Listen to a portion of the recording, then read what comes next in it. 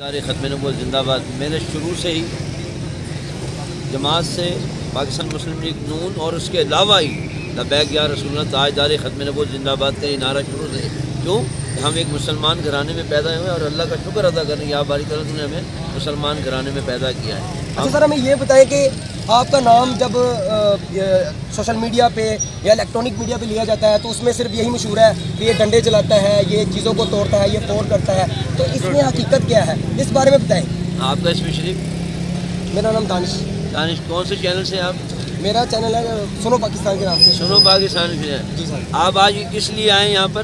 لبیک یا رسول اللہ کی۔ میں کس لیے آیا ہوں؟ لبیک یا رسول اللہ۔ آپ کا سوال اس کے اوپر ہونا چاہیے یا ڈنڈوں کے اوپر ہونا چاہیے؟ میں نے کہا سر اب تاجدار ختم نبوت، تاجدار ختم نبوت، غلام ہے غلام ہے رسول کے غلام ہے، غلام یہ رسول میں بات بھی قبول جو ہے، رہا عشق مصطفیٰ زندگی فضول ہے۔ حسین ریزی صاحب کے بارے میں آپ کا کیا خیال ہے؟